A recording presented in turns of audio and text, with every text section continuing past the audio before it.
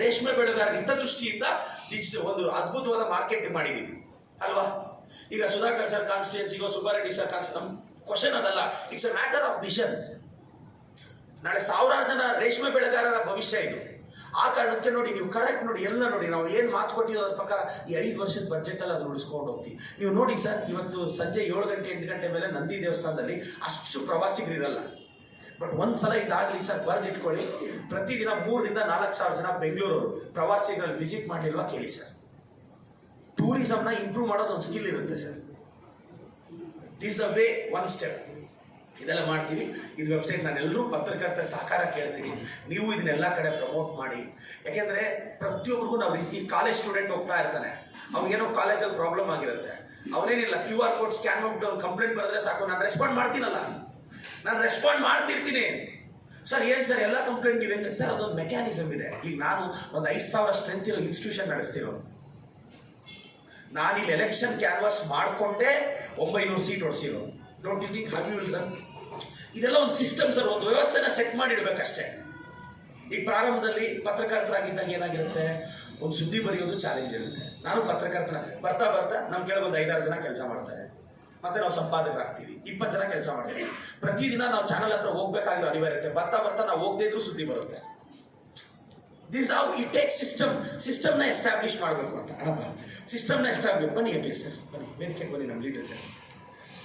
ಈ ತರ ಇರುತ್ತೆ. ಸೊ ಇದು ಸಿಸ್ಟಮ್ ಈ ತರ. ನಾನು ವಿಶೇಷವಾಗಿ ನಮ್ಮ ಮುಖಂಡರಿಗೆ ನಾನು ಹೇಳ್ತಿದ್ದೆ, ಈಗ ನಮ್ಮ ಪಕ್ಷ ತುಂಬಾ ಸಂಘಟನೆಯಿಂದ ಕೂಡಿದೆ, ಬಹಳಷ್ಟು ಜನ ವಿಷನ್ ಇರೋ ಲೀಡರ್ಸ್ ಇದ್ದಾರೆ. ನಾನು ಹೇಳಕ್ ಇಷ್ಟಪಡೋದು ಇಷ್ಟೇ, ಕಾಮನ್ ಮ್ಯಾನ್ನ ನಾವು ಕನೆಕ್ಟ್ ಆಗ್ಬೇಕು.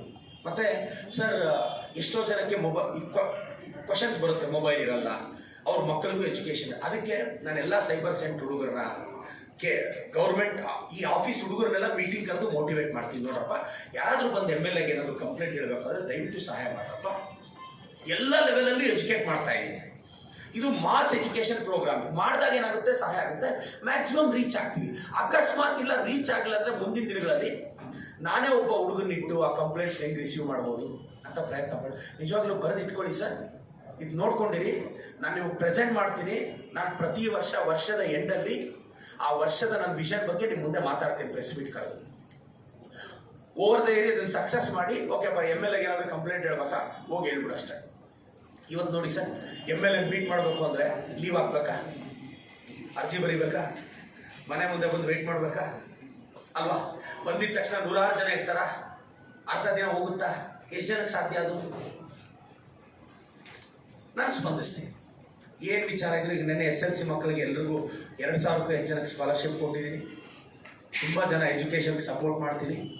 ಇವತ್ತು ಮಂಚೇನಹಳ್ಳಿಯಲ್ಲಿ ಎಲ್ಲ ಕಡೆ ಭೇಟಿ ಇಟ್ಕೊಂಡಿದ್ದೀನಿ, ವಾರ್ಡ್ ವೈಸ್ ಹೋಗ್ತೀನಿ. ನನ್ನ ಕನಸಿನ ಚಿಕ್ಕಬಳ್ಳಾಪುರ ಅಂತ ಒಂದು ಟೈಟ್ಲ್ ಹಾಕ್ಕೊಂಡಿದ್ದೀನಿ. ಆ ಕನಸಿನ ಚಿಕ್ಕಬಳ್ಳಾಪುರ ಅಂದರೆ 5 ವರ್ಷಕ್ಕೆ ನಾನು ಚಿಕ್ಕಬಳ್ಳಾಪುರ ನಾನು ಹೇಗೆ ನೋಡಬೇಕು ಅಂತ ನಾನೆಲ್ಲರೂ ವಿಶ್ವಾಸಕ್ಕೆ ತಗೊಂಡು ಹೋಗ್ತಾ ಇದ್ದೀನಿ. ನಾನು ಯಾರ ಮೇಲೂ ಪೊಲೀಸ್ ಸ್ಟೇಷನಲ್ಲಿ ಕಂಪ್ಲೇಂಟ್ ಆಗೋಕ್ಕೆ ಬಿಡ್ತಿಲ್ಲ.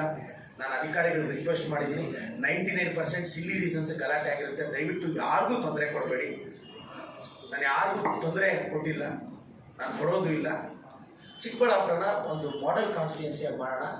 ನಾನೆಲ್ಲರೂ BJP JDS ಅವ್ರನ್ನೂ ವಿಶ್ವಾಸಕ್ಕೆ ತಗೊಂಡಿದ್ದೀನಿ. 5 ವರ್ಷ ಚುನಾವಣೆ ಬಂದಾಗ ಯಾರು ಬೇಕಾದರೂ ಸಪೋರ್ಟ್ ಮಾಡಲಿ. ಜನ ನನಗೆ ಇವತ್ತು ಆಶೀರ್ವಾದ ಮಾಡಿದ್ದಾರೆ, ನನ್ನ 5 ವರ್ಷ ಕೆಲಸ ಮಾಡಕ್ಕೆ ಬಿಟ್ಟುಬಿಡಿ ಅನ್ನೋದೇ ನನ್ನ ವಿನಂತಿ. ಇಷ್ಟ ಹೇಳ್ತೀನಿ. ನಮ್ಮ ಲೀಡರ್ಸು ಇದ್ರ ಬಗ್ಗೆ ಎಲ್ಲ ಮಾತಾಡ್ತಾರೆ. ನಮ್ಮ ಕಂಟಳಿ ವೆಂಕಟೇಶ್ ಅಣ್ಣ, ನಮ್ಮ KLS ಅಣ್ಣ ಸರ್, ನಿನ್ನೆ ಬಡ್ಜೆಟ್ ಅಲ್ಲಿ ಬರಲ್ಲ. ಅದಕ್ಕೆ ನಾನು ಶಾಲಾ ಕಾಲೇಜಲ್ಲಿ ಅವ್ರ ಮಗಳನ್ನ ಟ್ರೈನ್ ಮಾಡ್ತಿರೋದು. ಈಗ ನಿಮಗೆ ಗೊತ್ತಿಲ್ಲ ಇದು ಹೆಂಗೆ ಅಂತ, ನಾನು ಸ್ಕೂಲಲ್ಲಿ ಹೋಗಿ ನಿಮ್ಮ ಮಗನಿಗೆ ಹೇಳ್ಕೊಡ್ತೀನಲ್ಲ, ನೋಡಪ್ಪ ಈಗ ಹಿಂಗೆ ಅಪ್ಲೈ ಮಾಡ್ಬೇಕು, ಹಿಂಗಿರ್ಬೇಕು, ಶಾಸಕರು ನಿಮ್ಗೆ ಹಿಂಗೆ ಸ್ಪಂದಿಸ್ತಾರೆ. ನಿಮ್ಮ ಮಗಳಿಗೆ ಹೇಳ್ಕೊಡ್ತೀನಲ್ಲ, ನಿಮ್ಮ ಮಗ ಹೇಳ್ಕೊಡ್ತೀನಲ್ಲ, LKG ಇಂದ 10th ವರೆಗೂ ನಾನೇ ಡೆಮೋ ಕೊಡ್ತೀನಲ್ವಾ. ಸೊ ಇದರಿಂದ ಏನಾಗುತ್ತೆ, ನಿಮಗೂ ಅಟ್ಯಾಕ್ ಇರಲ್ಲ. ನಿಮ್ಮ ಏರಿಯಾದಲ್ಲಿ ಏನಾದರೂ ಪ್ರಾಬ್ಲಮ್ ಇದ್ರೆ ನಿಮ್ಮ ಮಗಳೇ ಶಾಸಕರಿಗೆ ಹೇಳ್ತಾರೆ, ಅದು ಸಾಲ್ವ್ ಆಗುತ್ತೆ. ಈಗ ನಾನು ಹೇಳಿದ್ದೀನಿ ಸರ್, ಈಗ ಜನ ಟೀಮ್ ರೆಡಿ ಮಾಡಿಟ್ಟಿದ್ದೀನಿ. ನಾನು ಆ ಟ್ರಾಫಿಕ್ನ ನೋಡಬೇಕು ಸರ್, ಅಂದರೆ ಎಷ್ಟು ಬರುತ್ತೆ, ಏನು ಯಾವ ಥರ ಇಶ್ಯೂಸ್ ಬರುತ್ತೆ. ಬಟ್ ನಮ್ಮ ಟೀಮ್ ಅಂತೂ ಡೆಡಿಕೇಟೆಡ್ ಆಗಿ ಮೇಲ್ ಓಪನ್ ಮಾಡಿಟ್ಟಿರುತ್ತೆ. ಒಂದು ಟೀಮ್ ಕೂಡಿರ್ತಾರೆ, ಮೇಲ್ ಹಾಕಿದ ತಕ್ಷಣ ರೆಸ್ಪಾಂಡ್ ಮಾಡಿಬಿಡ್ತಾರೆ.